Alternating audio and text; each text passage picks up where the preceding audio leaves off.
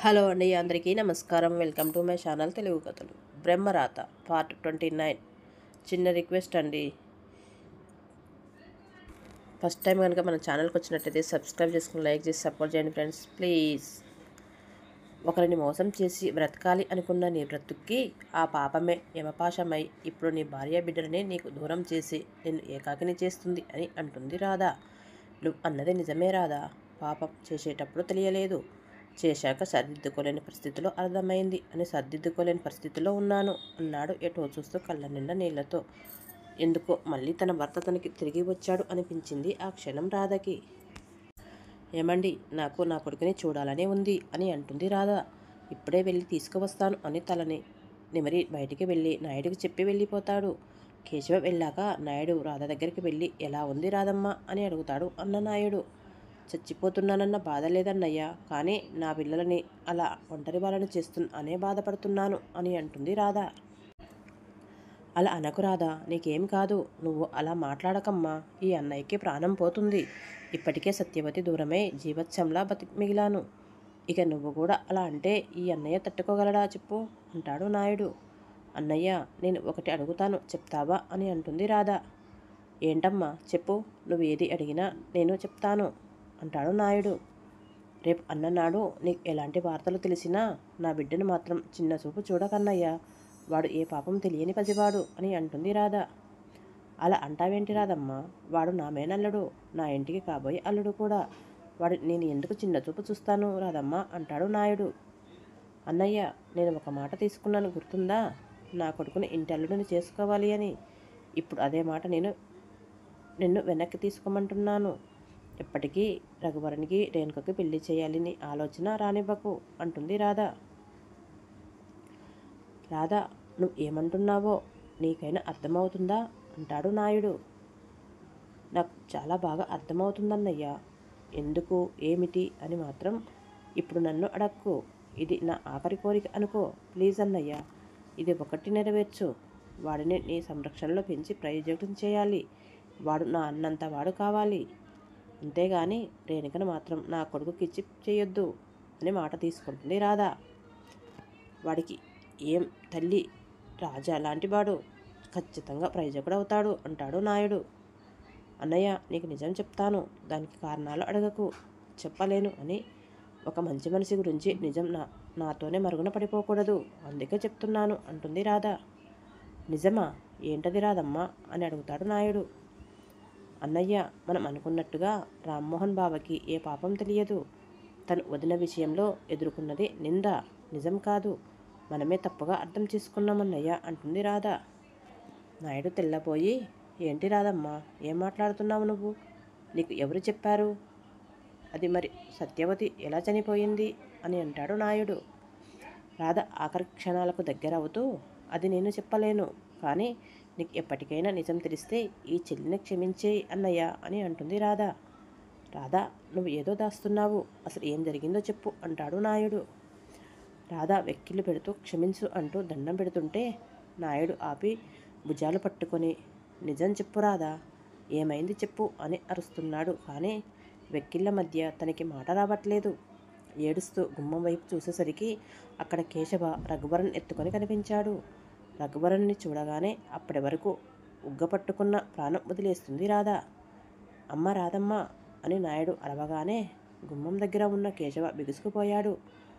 ఆ షాకులో రఘువరన్ని దింపి అలానే కాసేపటికి రఘువరన్ గుర్తొచ్చిన కేశవ రాధకాల మీద నుండి తల పక్కకు తిప్పి చూశాడు.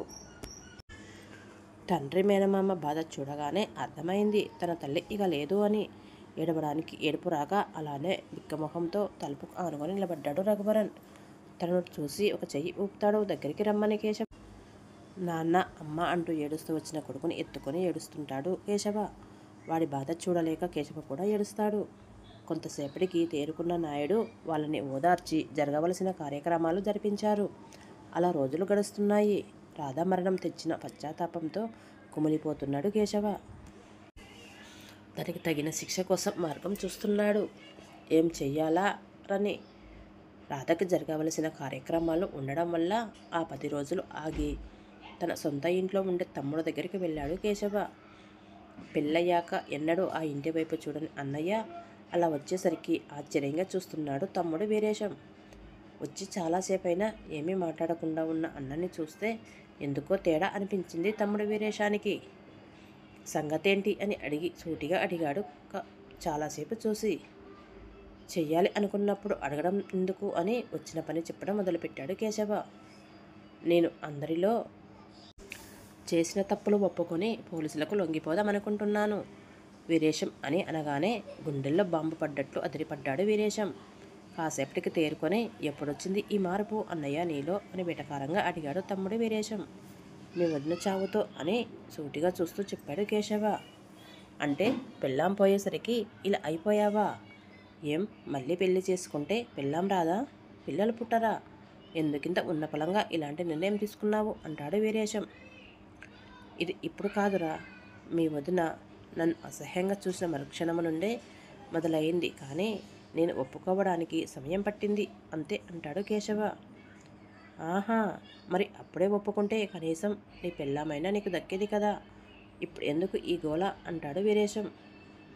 కేశవ కోపంగా చూస్తూ, మర్యాదగా మాట్లాడు వీరేశం, పెళ్ళామేంటిరా, తను నీకు వదిన, ఆ సంగతి మరచిపోకు అంటాడు కేశవ. బ్రతికుండగానే నాకు అలాంటివి పట్టలేదు, ఇప్పుడు సచ్చాక ఇంకా ఎందుకు ఆ వరసలు మర్యాదలు అంటాడు వీరేశం. ఆ మాటలు వినడంతో రేయ్ అని లేచి వీరేశాన్ని కొట్టాడు కేశవ. కేశవ్ దెబ్బకు దూరంగా పడ్డ వీరేశం లేచి కోపంగా, పిచ్చి పట్టిందా అన్నయ్య నీకు, ఎందుకు నన్ను కొడుతున్నావు? ఒక్కసారిగా పుణ్యాత్ముడిలా మారిపోదామనుకుంటున్నావా? నువ్వు అన్ని నిజాలు ఒప్పుకొని మనం కాజేసిన డబ్బంతా మళ్ళీ పనిచేస్తే అంటే చూస్తూ ఊరుకుంటానా? అయినా నువ్వు జైలుకి వెళ్తే అది నీ ఒక్కడితో ఆగేది కాదు, నీతో పాటు నేను కూడా జైల్లో కూర్చోవాలి. అందుకు నేను సిద్ధంగా లేను అంటాడు వీరేశం. నేను మీ వదినకు మాటిచ్చాను వీరేశం, చేసిన తప్పులు ఒప్పుకొని శిక్ష అనుభవిస్తాను అని అంటాడు కేశవ. ఆహా, తమరు మాటిస్తే అది నీ వరకే ఉంటే నువ్వు ఎక్కడ సచ్చినా నాకు సంబంధం లేనట్టే ఉండేవాడిని. కానీ నువ్వు నీతో పాటు నన్ను కూడా ఈ రంగంలోకి లాగుతాను అంటే ఎలా ఊరుకుంటాను? ఏదైనా నా దాకా రానంతవరకే, అది నా వరకు వచ్చిందంటే ఎదురుగా ఉన్నది ఎవరన్నది కూడా చూడను.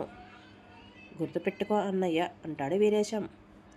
అంటే ఏంటిరా, నన్ను కూడా చంపేస్తావా అంటాడు కేశవ. చంపడాలు మనకి కొత్త కాదు కదా అన్నయ్య, నువ్వైతే ఏంటి, ఆ రామ్మోహన్ అయితే ఏంటి, ఎవరిదైనా ప్రాణమే అంటాడు వీరేశం.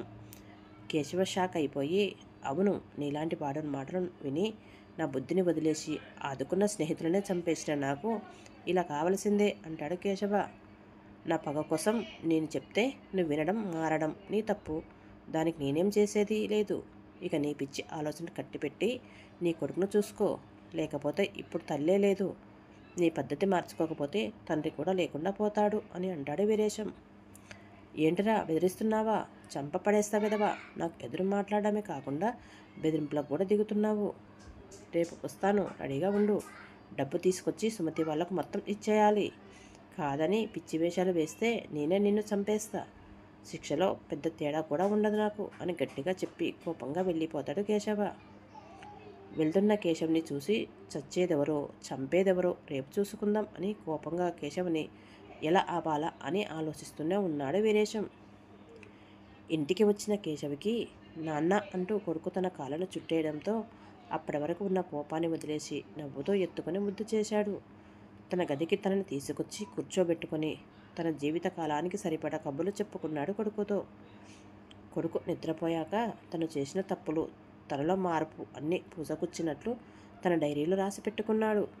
చెప్పలేని పరిస్థితి వచ్చినప్పుడు రంగయ్య నాయుడికి ఎప్పటికైనా నిజం తెలియాలి అని. రేపటి రోజున తన నిజాలు ఒప్పుకున్నాక తన ముఖం చూడడానికి కూడా రంగయ్య నాయుడు ఇష్టపడడు అని తనకు తెలుసు. తన కొడుకు కూడా భవిష్యత్తులో తనని దగ్గరికి తీస్తాడు అనే నమ్మకం కూడా లేదు అతనికి. అందుకే తన పాపాలు అన్నీ డైరీలో రాసి ప్రతి ఒక్కరిని పేరు పేరున్న క్షమాపణలు కోరుకున్నాడు కేశవ. తెల్లవారగానే లేచిన కొడుకుతో, నాన్న, ఇవాళ నుండి నేను నీ దగ్గర ఉండకపోవచ్చు, అందుకే నువ్వు బుద్ధిగా ఉండి మంచివాడివి అనిపించుకోవాలి. మన అనుకున్న వాళ్ళే మన నాశనాన్ని కోరుకుంటారు, ఎవరిని నమ్మడానికి వీల్లేదు. అందుకే ఎప్పుడు జాగ్రత్తగా ఉండు, ఎవరిని గుడ్డిగా నమ్మకు. అని తన కొడుకుకి హితబోధ చేసి తన తీరా కొడుకును చూసుకొని రంగయ్య నాయుడికి మొహం చూపించలేక తన తప్పును సర్దిద్దుకోవాలి అన్న ఉద్దేశంతో తన తమ్ముడి దగ్గరికి బయలుదేరాడు కేశవ. తనకు తెలియదు కదా ఆ పసి మనసులో ఆ మాటలు బలంగా నాటుకుపోతాయని. తమ్ముడు దగ్గరికి అని వెళ్ళిన కేశవ మళ్ళీ తిరిగి రాలేదు. వీరేశం కూడా ఏమయ్యాడో ఎవరికి తెలియదు. అసలు వీళ్ళు బ్రతికి ఉన్నారో లేదో కూడా ఎవరికి అంత చిక్కని ప్రశ్న. నాయుడు తండ్రి కూడా వాళ్ళ కోసం చాలా గాలించాడు, కానీ ఎక్కడా ఆచూకీ దొరకలేదు. తన పాపమే తన కూతురు పోవడానికి కారణమని మనోవ్యాధితో కొన్నేళ్లకు నాయుడు తండ్రి కూడా కాలం చేశాడు. కానీ కొన్నాళ్ళ తర్వాత ఇల్లు సర్దుతున్న పనిమనిషి రత్నానికి ఆ డైరీ దొరకడంతో అది రంగయ్య నాయుడికి ఇస్తుంది. అది చదివి జరిగింది తెలుసుకున్నాడు రంగయ్య నాయుడు. కానీ కేవలం ఆ డైరీ ఆధారంగా జరిగినవి నిరూపించలేనని, జరిగింది ఏదో జరిగిపోయింది అని మౌనంగా ఉన్నారు. చెల్లెలు, బావ, భార్య, స్నేహితులు అందరూ దూరమయ్యేసరికి తనదైన ప్రపంచంలో ఉండిపోయేవాడు నాయుడు. భూషయ్య అప్పటి కొత్తగా చేరడంతో తనకి కొన్ని పనులు అప్పజెప్పేశాడు. కానీ ఒకసారి అనుభవం అవ్వడం వల్ల ఈసారి ఏది చేజారినివ్వకుండా జాగ్రత్త పడతాడు నాయుడు. ఇక రంగయ్య నాయుడు రాఘవాని అల్లుడిగా చేసుకోవడానికి కారణమేంటో ప్రజెంట్లో తెలుసుకుందాం.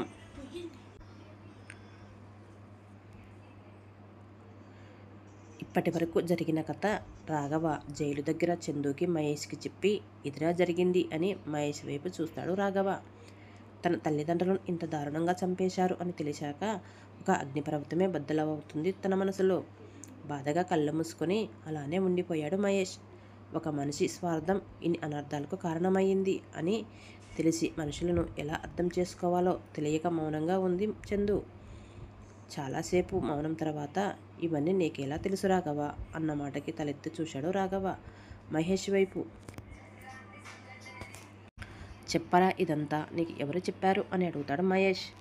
రంగయ్య నాయుడు గారు చనిపోవడానికి ఒకరోజు ముందు నాయుడు గారే నాకు అన్ని విషయాలు చెప్పి ఆ డైరీ నా చేతికి ఇచ్చాడు అంటాడు రాఘవ. మరి కేశవ, వీరేశం ఏమయ్యారు అంట బాబా అని అడుగుతుంది చందు. అది తెలియదు, ఇక్కడే ఏదో మిస్టరీ ఉంది. నిజంగా కేశవ మారాడా లేక డబ్బుతో పరారవ్వడానికి అన్నదమ్ములు ఇద్దరు నాటకం ఆడారో తెలియడం లేదు. కానీ రఘువరనికి మాత్రం వాళ్ళు ఏమయ్యారో తెలుసు మహేష్. వాడు ఇంత పగ పెట్టుకున్నాడు అంటే అది ఊరికే అయ్యుండదు. కేవలం రేణుక కోసం, తన ఆస్తి కోసం అయితే ఇంతలా వెంటాడాడు. మనకు తెలియనిది ఏదో ఉంది, అది తెలుసుకోవాలి అంటాడు రాఘవ. నువ్వు రఘువరని జైల్లో పెట్టించానని శేఖర్ చెప్పాడు. ఎందుకు రాఘవ, అంత తప్పు ఏం చేశాడు? అయినా వాడు 4 ఏళ్ల క్రితం వరకు బాగానే ఉన్నాడు. బాగానే ఉండేవాడు కదా, ఎందుకు ఇంత దారుణంగా తయారయ్యాడు? అదీగాక చందు జీవితం ఎందుకు పాడు చేయాలి అనుకున్నాడు? వాడి కోపం ఏదన్నా ఉంది అంటే అది కేవలం నీకు, రేణుకకు, రంగయ్య నాయుడికి మీద ఉండాలి. కానీ అది ఇలా ఎందుకు మలుపు తిరిగింది? ఆ భూషయ్య మాటల్లో కూడా అదే అర్థమైంది. వాడికి కేవలం రేణుక జీవితంపై కాక చందు జీవితాన్ని కూడా నాశనం చేయడానికి కంకణం కట్టుకున్నాడు అని. అవును మహేష్, వాడు మారడానికి కారణాలు అయితే ఎవరికి తెలియవు, అది వాడు చెప్పాల్సిందే. మా పెళ్ళి అప్పుడు కూడా గొడవలు జరిగాయి, కానీ ఇంత డీప్గా కాదు అంటాడు రాఘవ. అసలు ఏం జరిగింది బావా? ఎందుకు నువ్వు సడన్గా అలా ప్రవర్తించావు? నన్ను కాదు అనుకుంటే అది వేరే విషయం, కానీ నువ్వు అత్తయ్య మామయ్యలను కూడా దగ్గరికి రానివ్వలేదు, వాళ్ళు పెళ్ళికి ఒప్పుకున్నాక కూడా. అవును అన్నట్టు చూశాడు మహేష్ కూడా. అది కూడా చెప్తాను చందు అని వాళ్ళ పెళ్ళికి దారితీసిన కారణాలు చెప్పడం మొదలుపెట్టాడు రాఘవ. ఓకే ఫ్రెండ్స్, తర్వాత ఏం జరిగిందో నెక్స్ట్ భాగంలో చూద్దాం.